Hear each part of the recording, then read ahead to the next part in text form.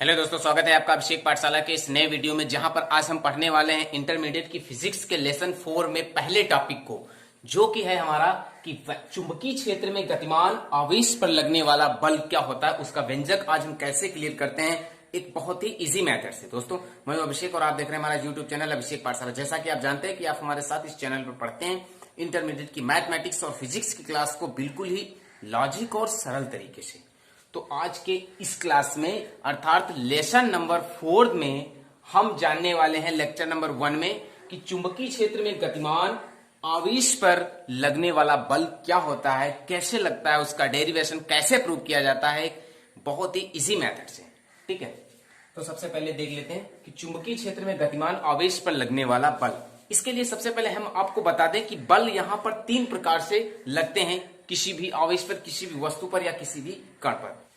देखिए, एक बहुत ही इंपॉर्टेंट बात है, मैं आपको बताने जा रहा हूं, इसको ध्यान से सुनिए। देखिए, बात यह है कि जो गुरुत्वीय क्षेत्र होता है वो बल लगाता है द्रव्यमान पर। गुरुत्वीय क्षेत्र द्रव्यमान पर बल लगाता है। जो विद्युत क्षेत्र होता है वो बल लगाता है आवेश पर। विद्युत क्षेत्र आवेश पर बल लगाता है। और जो चुंबकीय क्षेत्र होता है, अर्थात इस लेसन में जो हम पढ़ने जा रहे हैं, वो बल लगाता है उसके अंदर से, अर्थात अपने अंदर से गुजरने वाले आवेश पर। चुंबकीय क्षेत्र अपने अंदर से गुजरने वाले आवेश पर बल लगाता है। तो वही को आज देखेंगे यहां पर कि चुंबकीय क्षेत्र में गतिमान आवेश पर लगने वाला बल क्या होता है। तो देखिए, यहां पर सबसे पहले मान लेते हैं कि ये कोई चुंबकीय क्षेत्र है।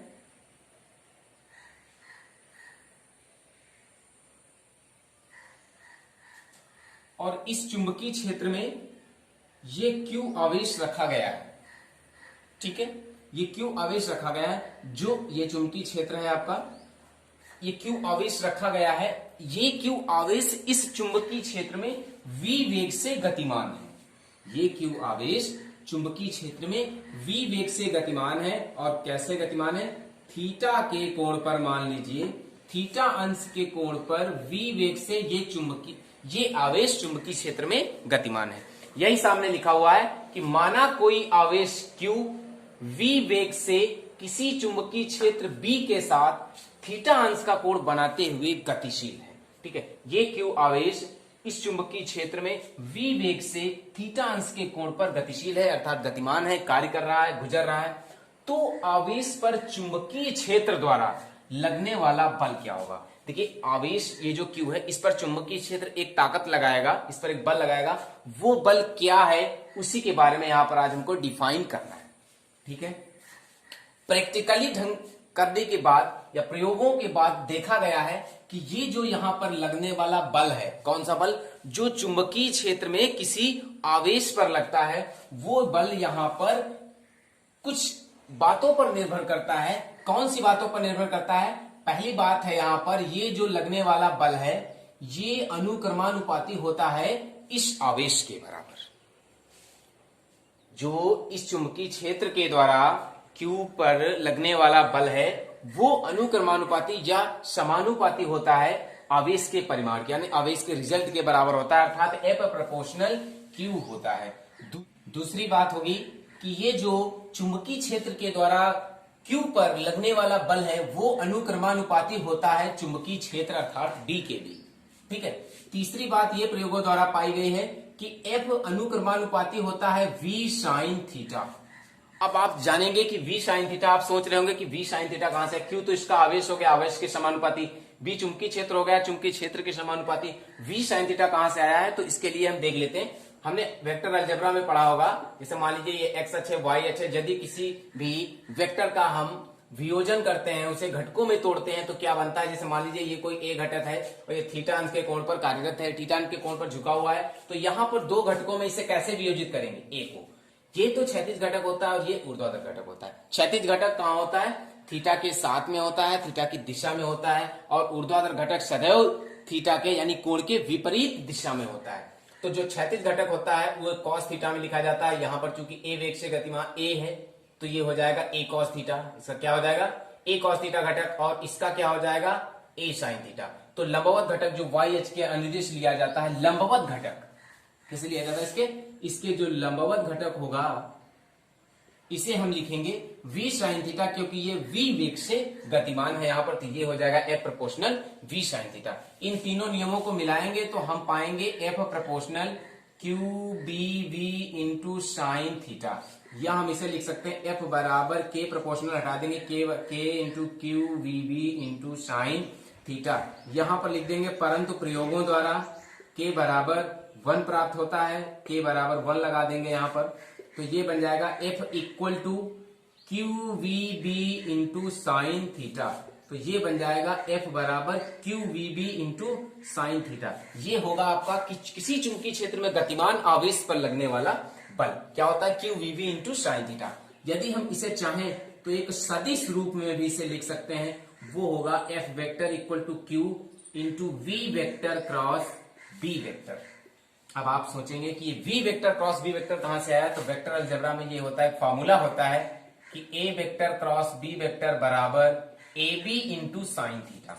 उसी प्रकार से vb इंटू साइन थीटा है, तो यहां पर हो जाएगा v vector cross b vector. तो ये हुआ आपका वेक्टर रूप किसका, चुंबकीय क्षेत्र में गतिमान किसी आवेश पर लगने वाले बल का। ठीक है दोस्तों, चलिए अब जान लेते हैं कि चुंबकीय क्षेत्र के द्वारा जो Q पर बल लगाया जाता है वो किस दिशा में कितना लगता है, इसे जान लेंगे कुछ केसों के माध्यम से, कुछ टॉपिक के माध्यम से, कुछ नंबरों के माध्यम से। जैसे पहला नंबर हमारा होगा यहां पर क्या, जैसे मान लीजिए कि कोई ये चुंबकीय क्षेत्र है और ये कोई एक आवेश है जो चुंबकीय क्षेत्र की दिशा में v वेग से गतिमान। ठीक है, चुंबकीय क्षेत्र की दिशा में ये आवेश चुंबकीय क्षेत्र की दिशा में v वेग से गतिमान है, और आपसे पूछा जा रहा है कि इस आवेश पर ये चुंबकीय क्षेत्र कितना बल लगा रहा है। तो चलिए इसके फॉर्मूले से हम ले लेते हैं। यहां पर फॉर्मूला निकला है F बराबर Q V B into sine theta. अब यहां पर सबसे पहले ही देखिए, सबसे अच्छी ये बात सोचनी पड़ेगी कि जब चुंबकीय क्षेत्र की दिशा में ही कोई भी कण गतिमान होगा तो वहां पर कोण सदैव 0 अंश का होता है। याद रखिए, हमेशा इस बात को माइंड में उतार लीजिए कि यदि चुंबकीय क्षेत्र की दिशा में कोई कण गतिमान है तो वहां पर थीटा कितना होगा, 0 होगा। तो चलिए यहां पर लगा देंगे F equal to Q V B into sine theta की वैल्यू होगी 0, तो F बराबर क्यू वी बी साइन 0 की वैल्यू 0 होती है, F बराबर 0 निकल आएगा। यहां पर सीधी सी बात है। देखिए कौन सी बात यहां पर निकल कर आई, लिख सकते हैं इसे हम, ध्यान दे जरा, कि यदि कोई कण चुंबकीय क्षेत्र की दिशा में गतिमान है तो चुंबकीय क्षेत्र उस कण पर कोई बल नहीं लगाता है। सीधी सी बात है। या इसे हम कह सकते हैं कि जब कोई कण चुंबकीय क्षेत्र की समांतर दिशा में गतिमान होता है तो चुंबकीय क्षेत्र द्वारा उस पर लगाया गया बल 0 होता है। ठीक है, बात समझ में आ गई। इसको आप अपने दिमाग में उतार लीजिए, ये आने वाले लेक्चरों में, टॉपिकों में आपके लिए बहुत ही हेल्पफुल होगी। ओके, दूसरी बात देखिए, आप चाहें तो इसे हिंदी में लिख सकते हैं। क्या लिखेंगे, लिखेंगे यदि आवेश या यदि कोई कण चुंबकीय क्षेत्र के समांतर दिशा में गति करता है तो चुंबकीय क्षेत्र द्वारा उस पर लगाया गया बल 0 होता है। ठीक है, अर्थात चुंबकीय क्षेत्र उस पर कोई बल नहीं लगाता है। दूसरा केस क्या हुआ, ये आपका एक चुंबकीय क्षेत्र है और इस चुंबकीय क्षेत्र में ये कोई आवेश रखा हुआ है और ये v चाल से इधर को गति कर रहा है, अर्थात चुंबकीय क्षेत्र के विपरीत दिशा में गति कर रहा है। ये आवेश चुंबकीय क्षेत्र के विपरीत दिशा में गति कर रहा है। तो जब चुंबकीय क्षेत्र के विपरीत दिशा में गति करेगा तो यहां पर बच्चा इसके बीच का कोण होगा 180 अंश होगा। क्यों, क्योंकि हमें नन्ही क्लासों में हमें पढ़ाया जाता है कि एक सिंपल रेखा पर ऑलवेज 180 का एंगल बनता है। ठीक है, तो ये इस तरफ गति कर रहा है, इसलिए इसके बीच का कोण कितना होगा, 180 होगा। तो अब देख लेते हैं कि चुंबकीय क्षेत्र अब इस कण पर कितना बल लगाता है, अब इस आवेश पर कितना बल लगा रहा है। तो फिर से वही फॉर्मूला अप्लाई करेंगे, F बराबर Q V B into sine theta. तो ये बनेगा F बराबर Q V B into sine theta का होगा 180, तो ये बन जाएगा F बराबर क्यू वी बी साइन 180 की वैल्यू 0, तो एफ का मान आ जाएगा 0। एफ का मान कितना आ जाएगा? 0। तो इसका मतलब यह हुआ कि यदि कोई कण चुंबकीय क्षेत्र के विपरीत दिशा में गति कर रहा है, चल रहा है, गतिशील है, तो चुंबकीय क्षेत्र भी उस कण पर कोई बल नहीं लगाता है। इस बात को भी आप अपने माइंड में मेकअप कर लीजिए। ये बात भी आपकी आगे आने वाले टॉपिकों में बहुत ही इंपॉर्टेंट होने वाली है। ठीक है, कौन सी बात है ये? फिर से देख लेते हैं कि यदि कोई आवेश चुंबकीय क्षेत्र के विपरीत दिशा में गति करता है तो चुंबकीय क्षेत्र उस पर कोई बल नहीं लगाता है। एक तीसरी बहुत ही इंपॉर्टेंट बात यह है, अब थर्ड नंबर में देखना है कि ये चुंबकीय क्षेत्र है और ये कोई कण है। अब ये कण इस चुंबकीय क्षेत्र के लंबवत v चाल से गति कर रहा है, तो इसके बीच का कोण होगा यहां पर, जब लंबवत होगा 90 अंश पर। इसके बीच का कोण कितना होगा? 90 अंश होगा। तो अब जान लेते हैं कि जब कोई कण किसी चुंबकीय क्षेत्र में लंबवत कार्य करता है तो चुंबकीय क्षेत्र उस पर कितना बल लगाता है, देख लेते हैं। F बराबर सूत्र होता है QVB इंटू साइन थीटा। तो F बराबर QVB इंटू साइन थीटा होगा 90, यानी F बराबर यहां पर बल लगने वाला है कितना? QVB। बल कितना लगने वाला है इस कण पर? QVB। तो सीधी सी बात यहां पर यह निकल कर आई है, कौन सी? कि जब कोई कण चुंबकीय क्षेत्र के लंबवत कार्य करता है तो चुंबकीय क्षेत्र उस पर अपनी संपूर्ण ताकत, अर्थात इसे हम F मैक्स लिख सकते हैं, मैक्सिमम ताकत लगाता है, अर्थात मैक्सिमम बल उस पर लगाता है। किस पर? उस कण पर जो चुंबकीय क्षेत्र के लंबवत कार्य करता है। ठीक है, उस पर चुंबकीय क्षेत्र मैक्सिमम ताकत लगाता है, अर्थात संपूर्ण बल अपना लगाता है। क्यों ऐसा हम क्यों जानेंगे कि यहां पर संपूर्ण बल क्यों लग रहा है? क्योंकि साइन 90 बराबर होता है 1 और साइन 90 का मान 1 जो होता है वो साइन में सबसे अधिकतम होता है। तो इसका मतलब ये मैग्नेटिक फील्ड यानी चुंबकीय क्षेत्र इस बिंदु पर Q आवेश पर मैक्सिमम बल लगाएगा। ये तीन बातें हमने जान ली है। कब? कि जब चुंबकीय क्षेत्र में कोई आवेश गतिमान होता है तो उस पर बल लगता है। कितना लगता है? ये बात यहां पर निकल कर आ गई है। जब वो आवेश चुंबकीय क्षेत्र के समांतर हो तब कितना बल लगता है?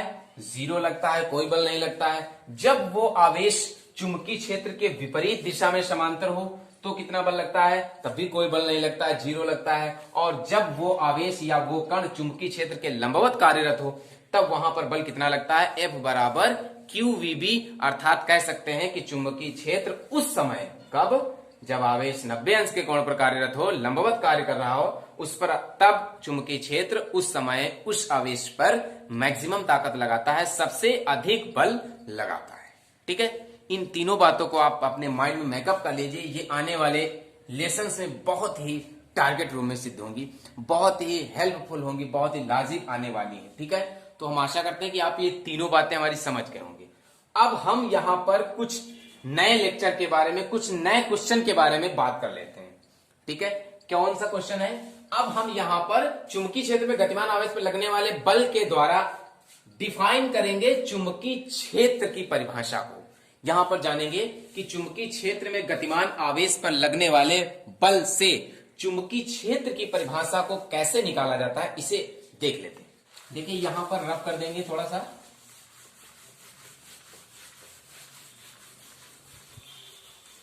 फॉर्मूला क्या था? फॉर्मूला निकला था F बराबर QVB इंटू साइन थीटा। जब थीटा कोण कार्य 90 अंश का हो तो यहां पर क्या निकलेगा? F बराबर QVB। इससे हम जब B को बाहर निकालेंगे यानी F मैक्स बराबर क्या निकलेगा? QVB। जब B को बाहर करेंगे तो ये आ जाएगा B बराबर F मैक्स अपॉन QV। ठीक है, इस फॉर्मूले से हम डिफाइन करेंगे चुंबकीय क्षेत्र की परिभाषा को। चलिए देखते हैं। मान लीजिए कि Q बराबर 1 कूलम आवेश ले लिया जाए। 1 कूलम आवेश कार्य कर रहा है और इसकी जो चाल है इस आवेश की वो है 1 मीटर पर सेकेंड। तो यहां पर जब हम रखेंगे तो B की वैल्यू निकलेगी F मैक्स। जब Q और V का मान 1-1 रखा जाएगा तो B की वैल्यू यहां पर क्या निकलेगी?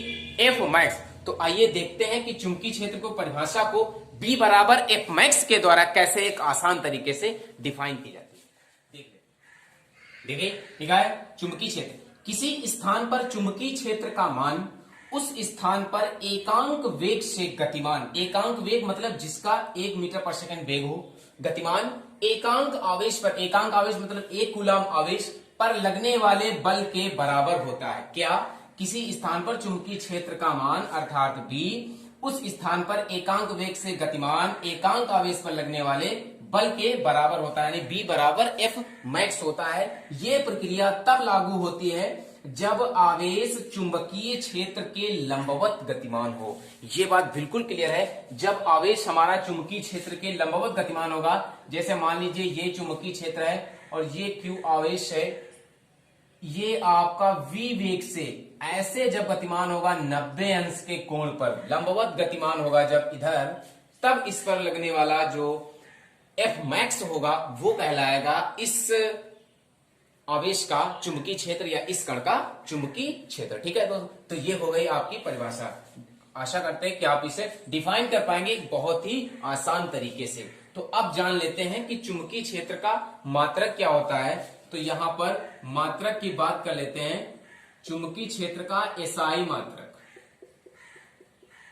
तो एसआई मात्रक भी निकलेगा फॉर्मूले से ही, जैसे हमने फॉर्मूले के से चुंबकीय क्षेत्र की परिभाषा को डिफाइन किया है, उसी प्रकार फॉर्मूले से एसआई मात्रक भी निकाला जा सकता है। क्या फॉर्मूला है?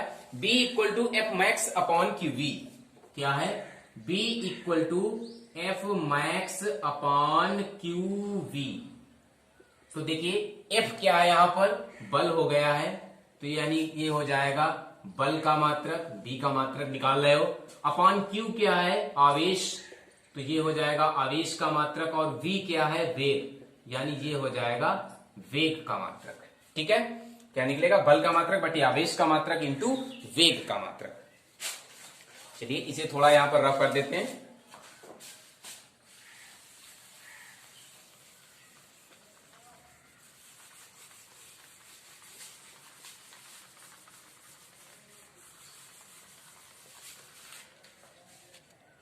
देखिए कैसे निकालेंगे, ध्यान देते हैं जरा। यहां पर B का मात्रक अर्थात चुंबकीय क्षेत्र का मात्रक बराबर बल का मात्रक, तो बल का मात्रक होता है न्यूटन बटे आवेश का मात्रक, आवेश का मात्रक होता है कूलाम, और इंटू वेग का मात्रक होता है मीटर पर सेकेंड।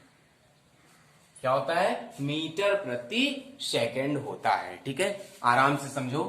तो हम इसे क्या लिख सकते हैं? देखिए इसे लिखेंगे न्यूटन बटी कूलाम को देखिए कैसे तोड़ेंगे। कूलाम क्या होता है? आवेश का मात्रक होता है। इसका फार्मूला होता है आवेश बराबर वैद्युत धारा गुणे समय, ये होता है। तो वैद्युत धारा का मात्रक क्या हो जाता है? एम्पियर, और समय का मात्रक क्या होगा? सेकेंड, और आगे क्या लिखा हुआ है? मीटर प्रति सेकेंड। तो सेकेंड से सेकेंड को कैंसिल करेंगे तो यहां पर बचेगा न्यूटन प्रति एम्पियर मीटर, ये बन जाएगा B का मात्रक अर्थात मैग्नेटिक फील्ड चुंबकीय क्षेत्र का मात्रक बन जाएगा न्यूटन प्रति एम्पियर मीटर। आप चाहें तो इसे लिख सकते हैं N अपॉन AM। यही न्यूटन प्रति एम्पियर मीटर आपका कहलाता है टेस्ला। क्या कहलाता है? टेस्ला। तो यहां पर सीधी सी बात निकल कर आए कि चुंबकीय क्षेत्र का एसआई मात्रक क्या होता है? टेस्ला होता है, या कह सकते हैं न्यूटन प्रति एम्पियर मीटर होता है। अब यहां पर एक लास्ट बात बची हुई है, क्या? कि चुंबकीय क्षेत्र की विमा कैसे निकालेंगे। तो बस यहां पर ध्यान देना है, आराम से, कुछ कहीं भी जाने की आवश्यकता नहीं, कुछ भी नहीं थिंकिंग करनी है। बस जिस प्रकार से B का मात्रक निकाला बस उसी प्रकार से विमा निकलेगी। B का मात्रक कैसे निकला है? उस फार्मूले से, जिस फार्मूले से चुंबकीय क्षेत्र की परिभाषा डिफाइन हुई है, तो बस उसी से निकाल लेते हैं B की विमा। तो B की विमा बराबर क्या हो जाएगी? जिस प्रकार B का मात्रक बराबर बल का मात्रक बटे आवेश का मात्रक गुणे वेग का मात्रक, उसी प्रकार B की विमा बराबर होगी बल की विमा बटे आवेश की विमा इंटू वेग की विमा। ये हो जाएगा, आराम से समझ लो, जल्दी कुछ नहीं है, एक एक बात क्लियर हो जाएगी। यहां पर कोई डिस्टर्ब नहीं होगा, कोई भी डाउट्स नहीं रहेगा यहां पर। तो देखिए बल की विमा क्या होती है? बल की विमा होती है mL/2 अपॉन आवेश की विमा क्या होती है? आवेश की विमा होती है AT इंटू वेग की विमा क्या होती है, वेग की विमा होती है LT इनवर्स। ठीक है, आप चाहें तो कमेंट करके हमसे बता सकते हैं कि बल की विमा MLT इनवर्स टू कैसे होती है, तो वो भी हम आपको नेक्स्ट वीडियो में जरूर बताएंगे। यदि आपका ऐसा क्वेश्चन है कि MLT इनवर्स टू कहां से है, तो वो भी हम आपको बताएंगे, पर हमें आपके कमेंट का इंतजार है। यदि आप कमेंट करेंगे तभी हम बता पाएंगे कि MLT इनवर्स टू कहां से निकला है, क्योंकि हम भी तो जानना चाहते हैं कि आपको मेरी मेहनत पसंद आ रही है या नहीं आ रही है, या हम ऐसे ही बोलते चले जा रहे हैं, या आपको ये चीज पता है, तो कोई डाउट्स नहीं हुआ, यहाँ पर आराम से हम निकाल पाते हैं। ठीक है, चलिए कैसे हल करेंगे, देखिए इसमें L कैंसिल हो जाएगा। ठीक है, और t की पावर इधर 1 है, इधर -1 है, ये भी कैंसिल हो जाएगी, तो इधर हम बचा पाएंगे m t इनवर्स 2 अपॉन नीचे क्या बचेगा, ओनली a। तो हम इसे लिख सकते हैं m की पावर 1, l है नहीं तो l की पावर 0, t की पावर -2, और a को जब ऊपर ले जाएंगे तो a की पावर बन जाएगी -1। तो ये आपके सामने निकल चुकी है क्या, चुंबकीय क्षेत्र की विमा जो है ML0 T inverse 2 A inverse -A 1, ये है आपकी चुंबकीय क्षेत्र की विमा। ठीक है, तो चुंबकीय क्षेत्र की विमा भी आपके सामने आ गई, चुंबकीय क्षेत्र का SI मात्रक भी सामने आ गया, ये चुंबकीय क्षेत्र की परिभाषा को कैसे डिफाइन किया गया ये भी सामने आ गया, और चुंबकीय क्षेत्र में गतिमान आवेश पर लगने वाला बल किस प्रकार लगता है एक आसान तरीके से बता दिया। ठीक है दोस्तों, आशा करते हैं कि आप ये क्वेश्चन समझ पाए होंगे। यदि मेरी मेहनत पसंद आ रही है, मेरा वीडियो आपको अच्छा लग रहा है, तो प्लीज चैनल को लाइक सब्सक्राइब जरूर कर दीजिए। फिर मिलते हैं आपको नेक्स्ट लेक्चर में कुछ इंपॉर्टेंट टॉपिक्स को लेकर। हाँ, नेक्स्ट लेक्चर में हम आपके लिए लेकर आएंगे लॉरेंज फोर्स के बारे में। It is very most important question for the board exam, every time every sessions. Okay, फिर मिलते हैं आपको लॉरेंज बल के बारे में बताएंगे नेक्स्ट लेक्चर में। तब तक पढ़ते रहिए हमारा यूट्यूब चैनल FCA पाठशाला। यदि किसी भी प्रकार की कोई भी आपको प्रॉब्लम्स है, कहीं पर भी आपको डाउट्स लग रहा है, तो प्लीज हमें कमेंट करके जरूर बताइएगा। ठीक है, हमें आपकी कमेंट का इंतजार रहेगा। फिर मिलते हैं आपको नेक्स्ट लेक्चर में, तब तक के लिए थैंक्स।